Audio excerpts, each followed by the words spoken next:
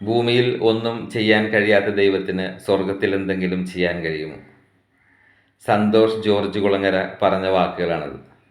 അദ്ദേഹം പറയാതെ പറഞ്ഞു, ദൈവമുണ്ടോ എന്നുള്ളൊരു സംശയം. ദൈവമുണ്ടെന്ന് വിശ്വസിക്കുന്ന ഒരാളും ദൈവത്തിൻ്റെ കഴിവിനെ ഒരിക്കലും ചോദ്യം ചെയ്യില്ല. അദ്ദേഹം ഒത്തിരി അറിവുള്ള മനുഷ്യനാണ്, അനുഭവജ്ഞാനമുള്ള മനുഷ്യനാണ്, സമൂഹത്തിൻ്റെ അംഗീകാരമുള്ള മനുഷ്യനാണ്. പ്രിയ സന്തോഷ് ജോർജ് കുളങ്ങരെ, ഞാൻ താങ്കളോടൊന്ന് ചോദിക്കട്ടെ.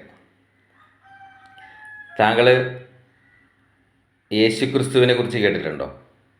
യേശുക്രിസ്തു പറഞ്ഞ വലിയൊരു പ്രാർത്ഥനയുണ്ട്. അതിനകത്തുണ്ട് ദൈവമുണ്ടെന്നും സ്വർഗമുണ്ടെന്നും എല്ലാത്തിനുള്ള ഉത്തരം. ഒരിക്കൽ യേശുക്രിസ്തുവിനോട് ശിഷ്യന്മാർ ചോദിച്ചു, കർത്താവെ, ഞങ്ങളെ പ്രാർത്ഥിക്കാൻ പഠിപ്പിക്കണേന്ന്, എങ്ങനെയാണ് പ്രാർത്ഥിക്കേണ്ടതെന്ന്. അപ്പോൾ യേശുക്രിസ്തു ശിഷ്യന്മാരോട് പറഞ്ഞു കൊടുത്ത ഒരു പ്രാർത്ഥനയുണ്ട്.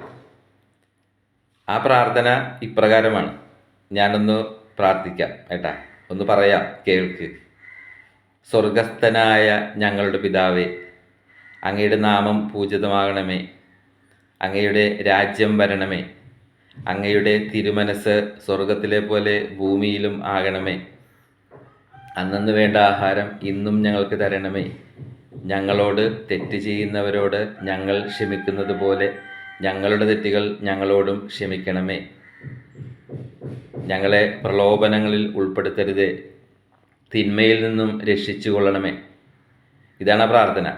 ഈ പ്രാർത്ഥനയുടെ ആദ്യ ഭാഗത്തിൽ പറയുന്ന ഒരു കാര്യമുണ്ട്. സ്വർഗസ്ഥനായ ഞങ്ങളുടെ പിതാവേ, അങ്ങയുടെ നാമം പൂജിതമാകണമേ എന്ന് പറഞ്ഞാൽ ഒരു സ്വർഗമുണ്ടെന്നും അവിടെ ഒരു പിതാവുണ്ടെന്നും യേശുക്രിസ്തു ശിഷ്യന്മാരിലൂടെ ലോകത്തോട് പറയണേ അല്ലേ? ആ ദൈവത്തിൻ്റെ നാമം പൂജിക്കപ്പെടണം,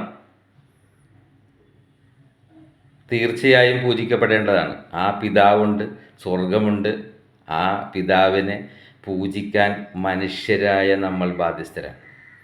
അവിടെ വ്യക്തമായിട്ട് പറയണേണ് ദൈവമുണ്ടെന്നും എല്ലാം അല്ലേ? താങ്കൾ ഇതൊന്ന് മനസ്സിരുത്തി ഈ പ്രാർത്ഥന ഒന്ന് ചെല്ല്, പ്രാർത്ഥിക്ക്. ഇത് ദൈവം ലോകത്തിലുള്ള മനുഷ്യർക്ക് കൊടുത്ത പ്രാർത്ഥനയാണ്.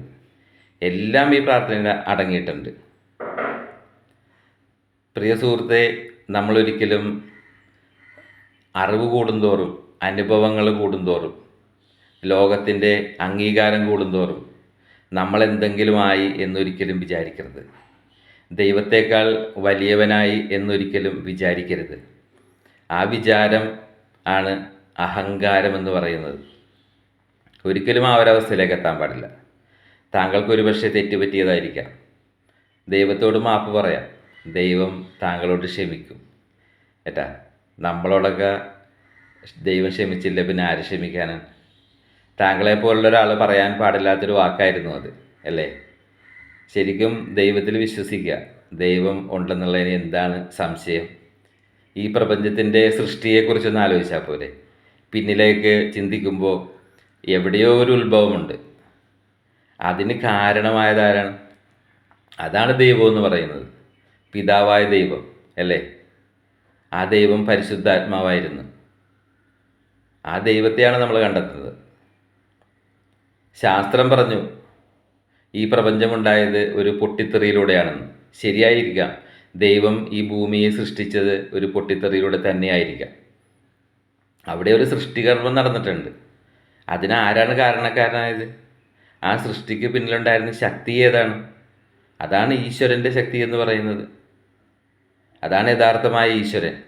ആ ഈശ്വരനെ കണ്ടെത്താൻ വേണ്ടിയായിരിക്കണം നമ്മുടെ ജീവിതം. ആ ഈശ്വരനെ ചോദ്യം ചെയ്യാൻ വേണ്ടി ആയിരിക്കരുത് നമ്മുടെ ജീവിതം.